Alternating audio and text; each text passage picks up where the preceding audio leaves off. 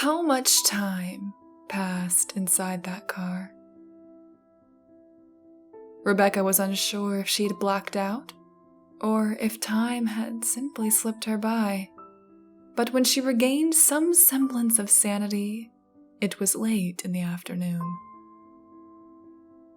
The phone, its battery now at a measly 15%, showed the time was 4:55.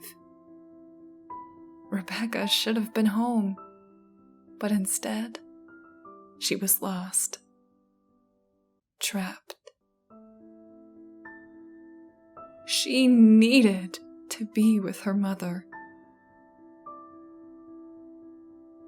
It may have been that realization that brought motion back to Rebecca's body. From seat to seat and corner to corner she scrambled. The phone's energy fell. The clock ticked. But the bars wouldn't return. She couldn't find a goddamn signal. Cautiously, she tilted the screen of her phone to the window. Some light reflected off, but just enough was able to illuminate some of the flesh beyond. To her relief, the eyes were closed. She made sure to check all of them. Part of her wondered if the eyes had simply been a product of her paranoia. The blobs had reverted to being shapeless, featureless masses, and that was better. With luck, those eyes had never existed at all. She wondered if that man outside had been real. Ever since she'd let the darkness retake her, not a single sound besides her own breathing had come along. The unnatural, deathly silence had been heavier than the shadows around her. She was still utterly clueless to what had happened outside and what the world looked like. How widespread was the rain? Help still hadn't reached her yet, and she was doubtful any ever would. Maybe she had been quarantined. Surprisingly, she found that idea reassuring. In that case, it meant that at least people were still out there, and she'd be taken care of eventually. The alternative was far worse. Was it even possible the rain was a widespread epidemic? Had it covered the whole country? The world? Rebecca shivered as she remembered China. Something had happened in China and Somalia. Had the rains hit there too? She cursed herself for turning off the radio. Was she alone? Really and truly alone? She'd hoped people were still outside. But what if they'd all suffered as that stranger had? Maybe the car had protected her, her savior, and her captor. She was trapped in her own racing thoughts. Those things brought back memories of her youth. Specifically, she recalled the day her dad hit that poor cat. They were in their old F-150, and the sun was so bright. A fat, gray cat had just run out onto the road. It was like it had been waiting for the truck. It couldn't have timed it any better. She still remembered how it felt. The bump as the front wheel struck it, and the bump as the rear wheel finished it. Her dad told her not to look. He had pulled the truck over so he could go check on it. Rebecca disobeyed and looked out the back window. All she wanted was a quick peek to make sure the cat was okay. She paid for her morbid curiosity. She recalled Mr. Sanders' words from just a few hours earlier as she remembered the terrible scene. Aside from its craned head and open eyes, nothing on it resembled a cat anymore. They'd hit it so hard that it was more red than gray. It was no longer an animal, just meat. You hit them hard enough, that's what they'll look like. They were all meat. So that's what they had to be? Flesh? That seemed the most logical assumption, but so impossible at the same time. She couldn't bring herself to accept that. Flesh of what? How could flesh rain from the sky? It had to come from somewhere, didn't it? She shut that thought, that word, away. It sickened her. She thought of those eyes, those very human eyes. Another thought came into being.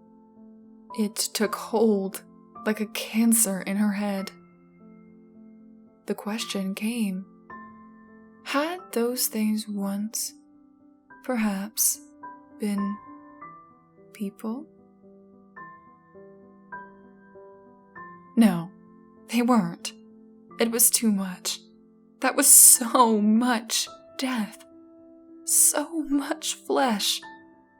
It was impossible, in every sense, in every meaning.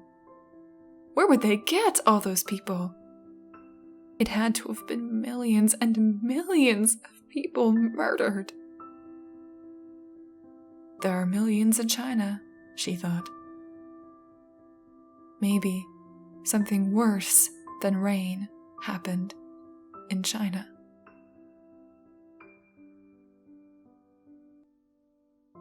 No, she told herself, stop it. Her thoughts obeyed, trailing off like a bad note. It didn't matter now. She hadn't paid attention. She'd been worried about her own problems. What good did it do her to wonder? Who cares where they came from? Who cares if they're people? She gagged. All that she needed to do was escape. Her mother still needed her. Sweat rolled down her face. The temperature had to be only 30 degrees Fahrenheit outside, yet the car was steadily heating up. Those things were doing it, she was sure. They were warm, and the warmth they emitted was conducted directly into the car. Shedding her coat and sweater, she fanned herself with her white, sweat-soaked undershirt. Rebecca wondered how long it would take for them to cook her alive, if that was possible. Death by rank flesh heat, as she decided to call it, wasn't an option for her. Placing the phone on the center console, she moved to the driver's seat. She didn't like it. Those bulbous things were far too close when she sat there, but if she let herself roast any longer, she wouldn't get to live to regret it. Back at the wheel, she couldn't help but think about driving away. It wasn't a possibility, just a fantasy with those blobs. The packed windshield blocked her sight, and they also probably held her tires to the ground. She'd never move, and she'd never get anywhere. Wondering if perhaps the noise would agitate the things, Rebecca saw their eyes in her mind. It had been hours since then, and the eyes hadn't returned. Assured that if they wanted to hurt her, they would have done so already, Rebecca started the car. The engine turned twice and started. More heat leaked out from the vents in moist, heavy waves. She gagged as the fresh stench overloaded her nose. It would take a moment for the AC to turn on. The radio was as silent as she knew it would be. While she waited, she tried, out of curiosity, to drive. Switching into gear, she eased down onto the gas pedal. The engine picked up in pitch, but the wheels did nothing but flinch. It felt as though she was trying to drive over a curb. She fed it more gas. As she figured, the car wouldn't move an inch. She cursed the damned wheels and her damned life. A groan came from above her. It wasn't guttural. It wasn't those things. It was her car. The roof of her car was caving in. Something was pressing down on it. On the windows, she saw them twitch. The masses were moving now, reacting. It was the car. It had to have been. She'd accidentally woken them up. Cursing her careless mistake, Rebecca yanked the key from the console. The car fell silent, but the things kept moving. They struggled against each other, wiggling back and forth in their confined spaces. Perhaps they were searching. Rebecca held her breath and she waited. Their motion had started to rock the car from side to side. The things shook her harder and faster. The lurching continued until Rebecca felt like she was going to throw up. The wheel was all she had to hold on to. Fortunately for her, the rocking did not persist for long. After just a few seconds, everything stopped. The car fell back to rest, and calm retook the air. Rebecca sucked in an exhausted gasp. Reluctantly, she released the steering wheel, but as her eyes watered, she reached for the phone. She had been tormented enough. Never before had she been so desperate to speak to her mother.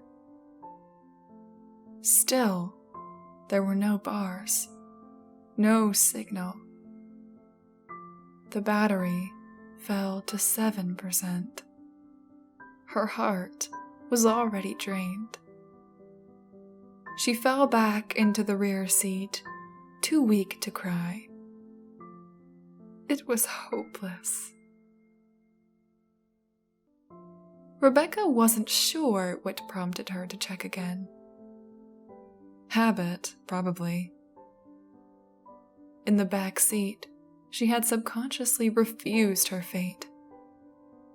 Looking back at the phone, she was shocked. It was weak, but a connection had finally been made. A signal. There was a signal. Rebecca wasn't sure if her fingers had ever moved faster in her life. She dialed in the number for home. As she held the phone to her face, she didn't know if she could even speak. Her hand was cupped over her mouth.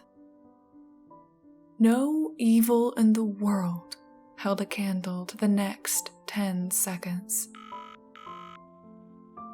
Every beep hit her harder and cut her deeper than any of those damned monstrosities outside could ever hope to. Overwhelming joy gave way to grief yet again. She could only hope that God, if there was one, wouldn't let her down. That's what her mother would have told her. Her mother always had faith. Rebecca was rewarded for hers. Hello? A fragile voice came in over the phone. Weak, but alive. Oh my God, Rebecca gasped. Oh my God, Mom? Is that you? Who is this?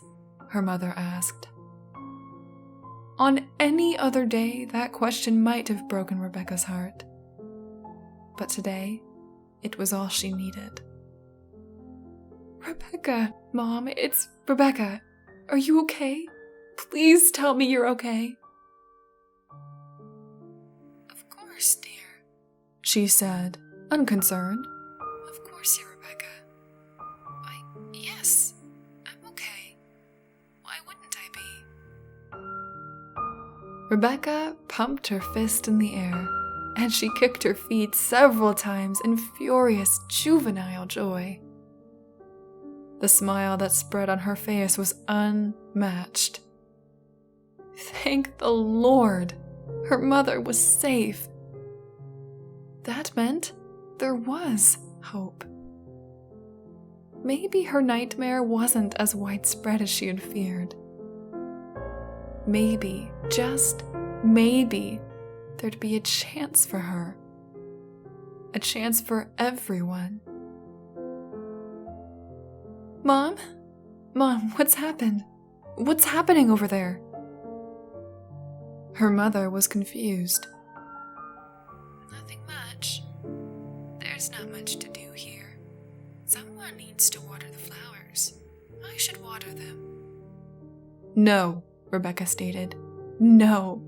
Don't go outside. Mother, listen to me. Can you turn on the TV?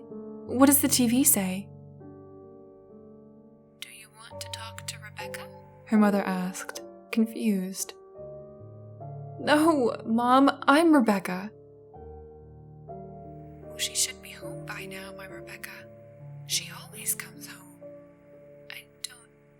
I'm sorry, I'm a bit confused. Those words broke her heart.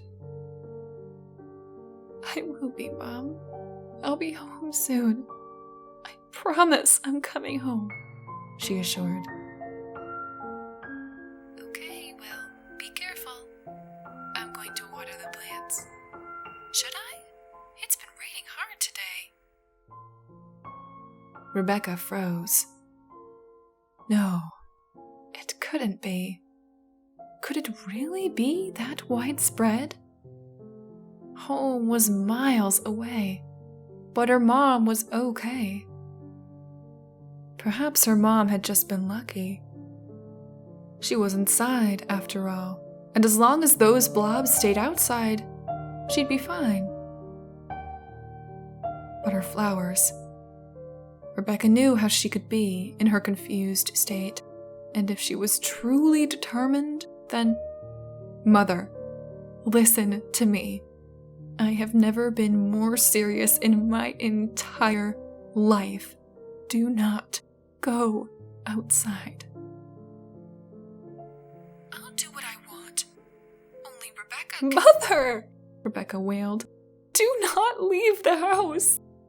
The plants don't need water. Just listen to me.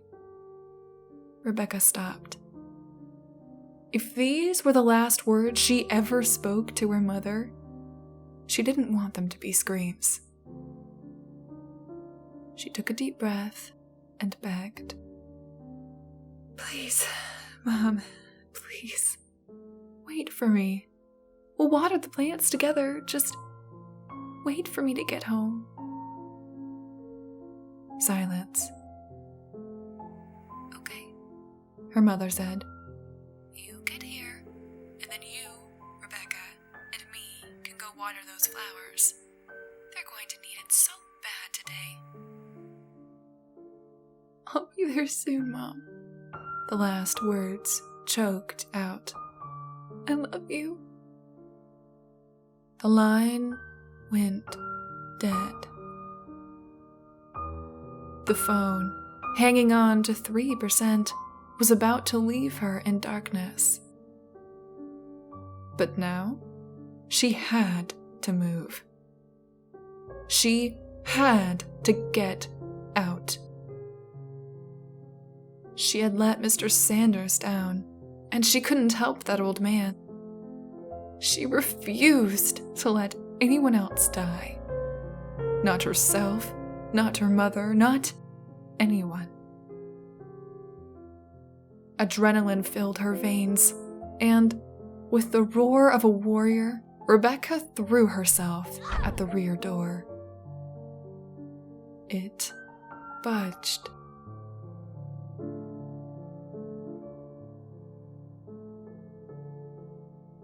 The flashlight burned bright as it sucked the phone's battery dry.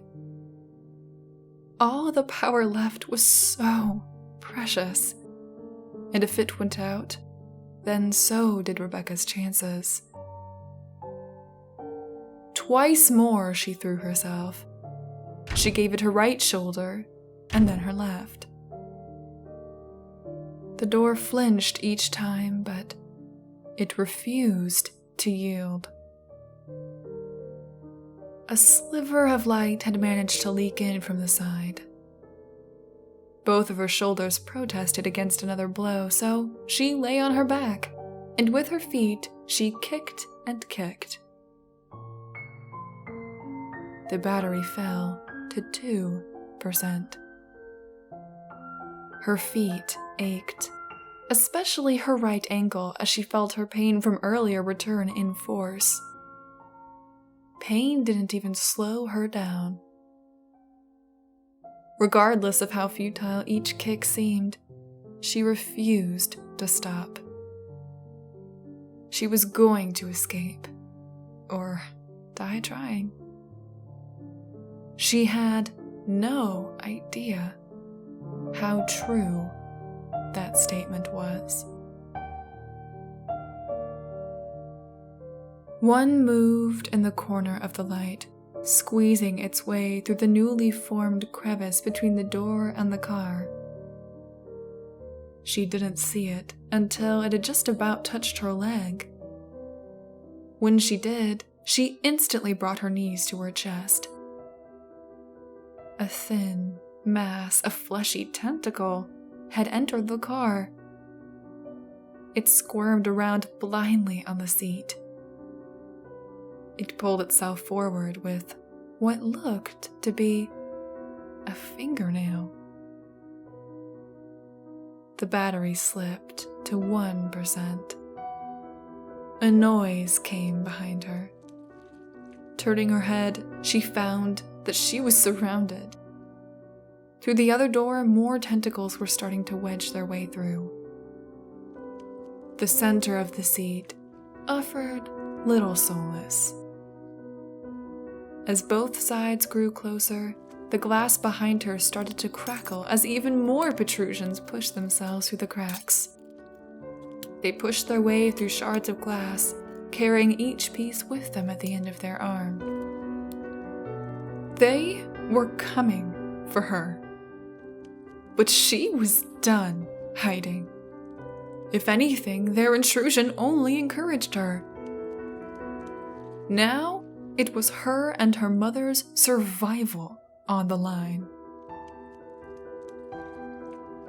With her booted heel, she squashed the singular tentacle that had originally disturbed her space. It wiggled, pinned against the seat. She initially thought it was blood that leaked from it, but it came slow and viscous. It stuck to her boot like syrup. With a disgusted shriek, she pushed the tentacle to the floor and out of her way. The door had been pulled open by those things to let the tentacle in, and she saw her chance. She offered up a final double-legged kick. The flashlight went out, and with a final yell, light flooded the car.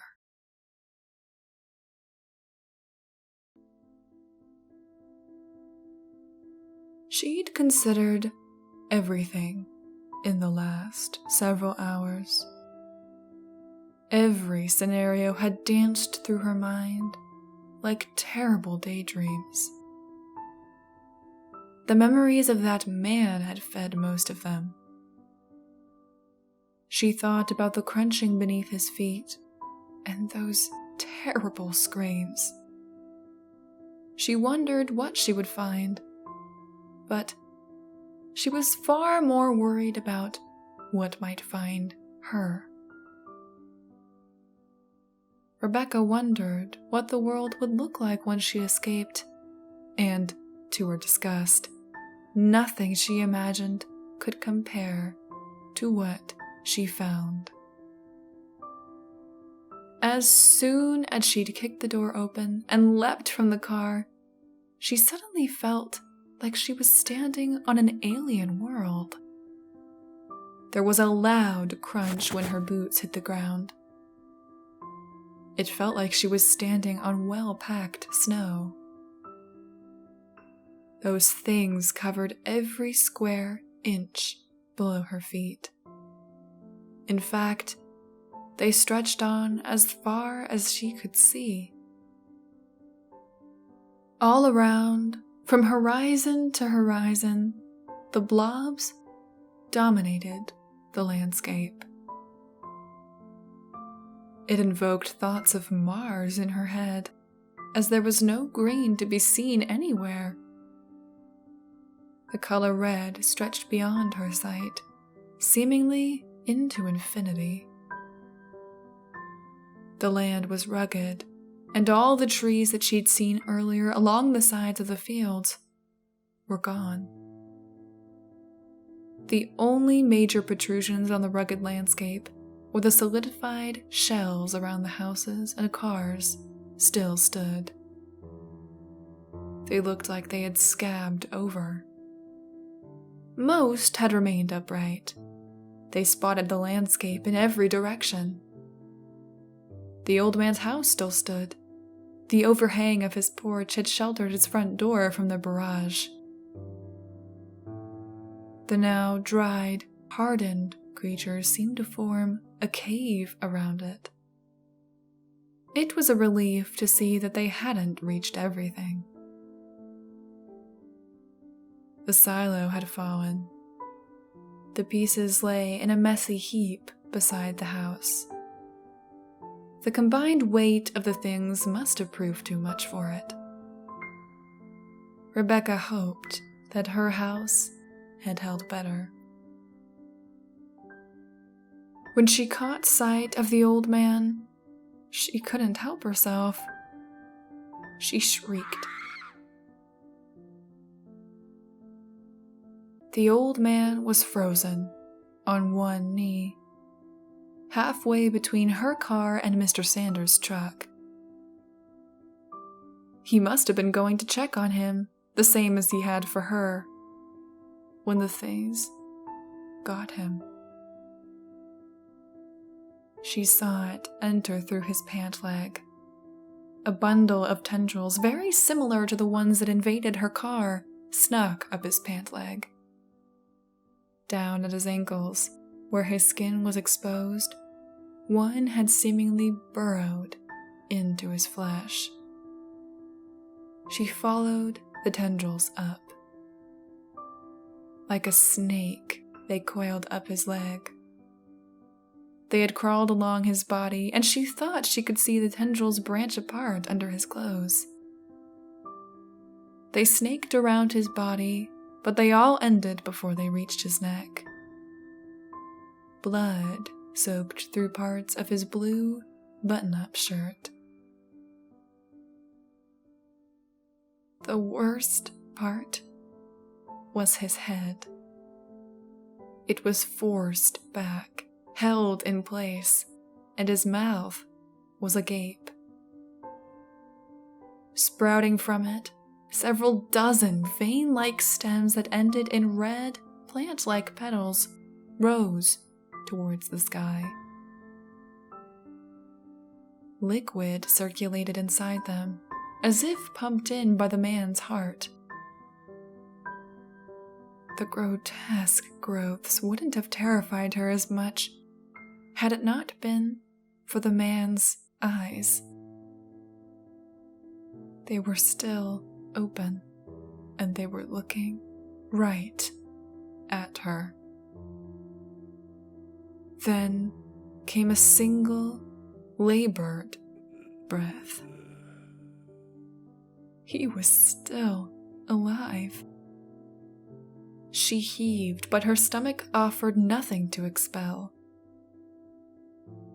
By the old man's feet, she saw a bulge in the ground, and another bundle of macabre flowers protruding from within. Rebecca knew they marked Mr. Sanders' grave, if she could even call it that. Was he, too, still alive under there? Was that even possible? She prayed for mercy and for Mr. Sanders' forgiveness.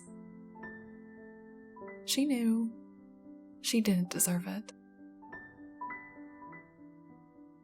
No, she couldn't have imagined this. Not in her worst nightmares. Whatever those things were had grown into the man, through him. She let another shriek loose as she saw his stomach twitch. The man grimaced as something moved inside him. Rebecca wasn't sure if there was a worse fate. The old man, his eyes wide with fear, gestured down. It took several motions of his eyes for her to even catch it, but when she noticed, she followed his gaze down. Rebecca hadn't noticed them before, but little, fibrous structures stuck out of the blobs. Each one was several inches tall. They looked like red ferns. A similar one was wrapped around the old man's ankle. Looking at her own feet, she noticed she had stepped on one. The pressure from her boot had triggered one of the tentacles to slowly emerge from the blob below. It reached around, blindly, unable to cling to the material of her boots. They weren't plants. They were snares. She nodded to the man, and she thanked him. He didn't need to tell her for her to understand that it was imperative that she not let those extensions, those blood ferns, touch her skin. She didn't want to leave the old man. In fact, she offered to help, but he groaned in disapproval. Exerting himself, he managed to shoo her away with small motions of his hand. Through his stuffed throat, he tried to speak, but no words came out. Rebecca knew it was too late.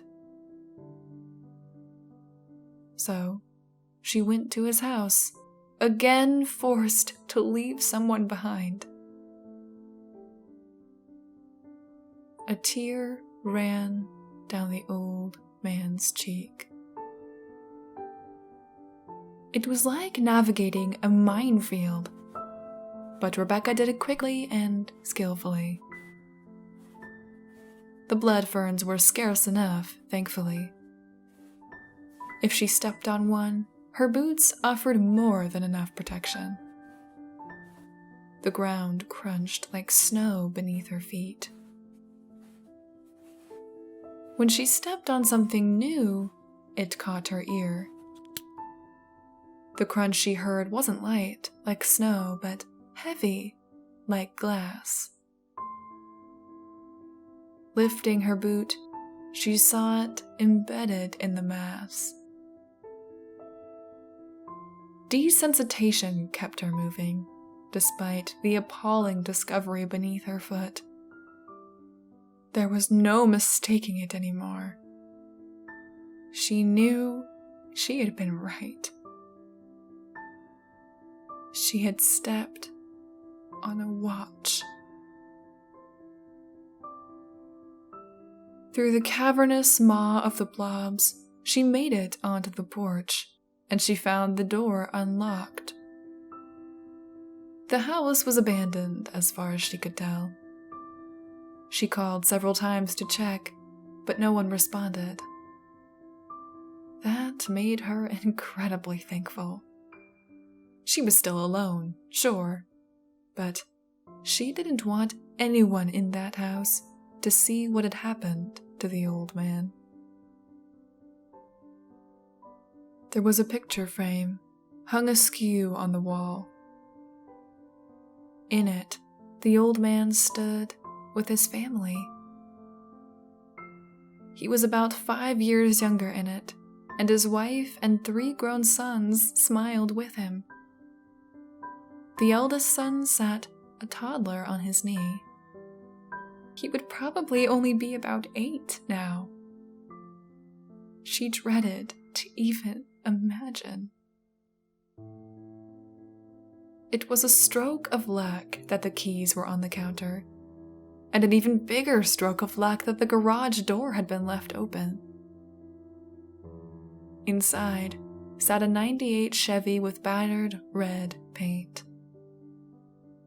Rebecca looked at the path before her. The truck would hopefully do. If those things couldn't stop her boots anymore, they sure as hell weren't going to stop a truck. They were dry, and that meant they could be easily navigated. Hopefully. She hesitated, getting inside the truck. She imagined, dreaded, the idea that the rains would return. They would fall, and again she'd be trapped. This time she'd be without help, and without hope. With a single, calming breath, she pulled the door open and took her seat. The engine purred, and it was the sweetest noise she'd ever heard. The terrain was bumpy at first, but she got used to it fast. She set a course across the alien Earth.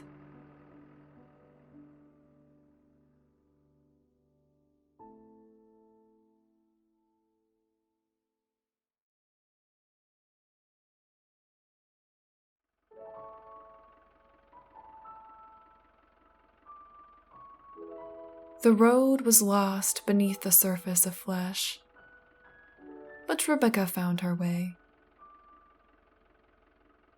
The houses, though covered, offered plenty in the way of navigation.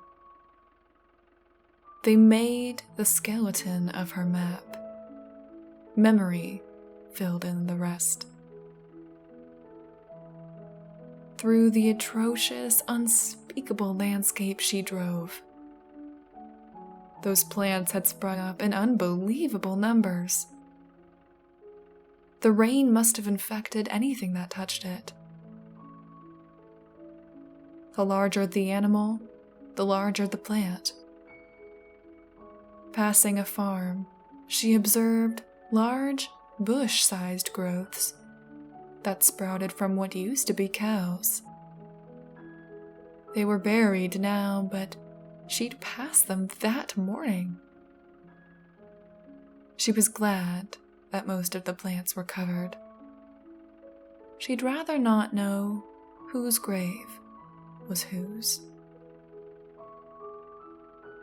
She did see some terrible scenes during her journey. Cars were scarce, but she didn't find a single survivor in any of them. She slowed to check, but every car had at least one open door. No one had been able to claim refuge inside. Instead, they found themselves trapped outside. The lucky ones, the ones who weren't buried, could only watch as Rebecca drove by. One had been glued to the side of his minivan. His arm reached out to Rebecca, but she couldn't take it. There was a couple, a man and woman, that broke Rebecca's heart. The woman had gotten infected at the knee where she'd fallen. Her husband's hand was frozen in place as it clenched the stems that emerged from her mouth. He tried to pull them loose, but those vines had used that contact to ensnare him as well. They entered him through his wrist. They stared at each other. Neither even looked at Rebecca as she drove by. They were trapped by their love. The twisted machinations of her predicament were granted some enlightenment when she saw the helicopter. It had been brought down into one of the fields, and around it stretched something surprisingly natural. It had etched out a crater around itself, a crater of dirt and fire. The fire, caused by the collision, had eaten away at the surrounding flesh. It had managed to etch out a radius about 3 times longer than the helicopter itself. Rebecca couldn't believe the sight of dirt and fire would ever have caused her joy. It was good to see those things pushed back, to see them burnt and beaten. That feeling died as she saw the clouds swirl above. An eye, like at the center of a hurricane, opened above. The winds picked up and threatened to pluck Rebecca's truck from the ground. Slamming on the brakes, she could only watch in awe what happened next. From within the eye, 3 large shapes descended. Blacker than the night, tentacles of enormous proportions dangled from the clouds. Surely they were thicker than skyscrapers and twice as tall. They hovered over the spot where the helicopter had crashed, examining it. Rebecca couldn't breathe as one retracted to the clouds, and its end split open into 5 pieces. 5 fingers. She could only watch as its, dare she say, hand disappeared behind the sky and then reappeared, grasping something massive. Pieces dropped from the hand like sand from a fist and splattered against the ground. The giant arm held its hand directly over the barren ground below, and then it started to release its hold. Like rain, Pieces of flesh fell from the sky and littered the ground. They covered the helicopter and they smothered the fire. Within moments, it was like there'd never been a disturbance there at all. The thing above, pleased with its restoration, carried the remaining flesh in its grasp back into the clouds. The remaining 2 tentacles swung about the eye, surveying their monstrous masterpiece. One split its fingers apart, and it tenderly brushed against one of the plants. It was a gardener, tending to its garden. It was that sickening metaphor that brought Rebecca the greatest revelation. The rain, all the people infected, they were all nothing more than fertilizer. The creature above retracted into the heavens, and the eye closed. Rebecca no longer begged God for help. She cursed his name. The drive took almost half an hour.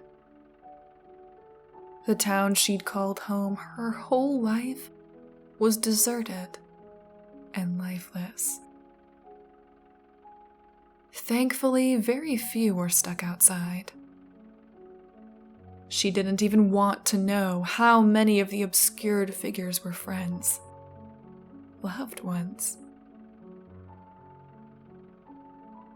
She drove past. She figured, hoped, that most had found refuge inside. Passing stores, she witnessed the truth. The doors were shut, but those things had spread inside anyway. People stood, trapped against the glass like tortured mannequins. Random movements danced by some of the windows, but she didn't dare stop. Her home was so close. It was unrecognizable. Once beautiful, with 2 stories, yellow siding, and a little stained glass rose in the front window, none of it could be seen beneath the disgusting layer of filth accumulated around it. The dead covered her house, and nothing was more sickening. That was what she thought, until she got out of the truck and reached the back of the house. Grief was not strong enough a word to describe how Rebecca felt. After all she'd seen, and after all she'd survived and fought for, it had all led to this. There was only so much that she could have done. The fates had been cruel that day. Her mother was on her knees, a full water pitcher in hand. Her old eyes found Rebecca. They were green and still so bright. The vines hadn't taken hold completely, but Rebecca could see them moving. Only once, in that moment, was she ever thankful for her mother's condition. Rebecca was glad she probably couldn't comprehend what was happening to her. She didn't seem to be in any pain. With the last energy of a beaten and broken woman, Rebecca fell into her mother's arms and hugged her. Her mother surprised her for one last time. I love you, her mother said. It was all Rebecca needed. I love you too, she replied. You're right, her mother whispered into Rebecca's ear. I don't think the plants even need this water. Rebecca managed a final laugh as the infection took hold.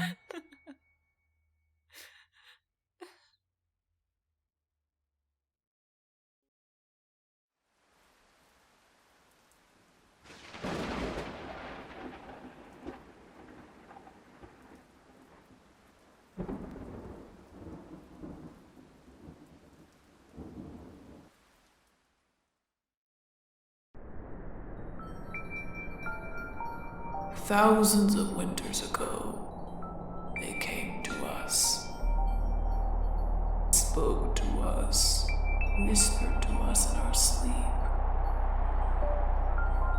We would remain here forever. She left us there to die, you see.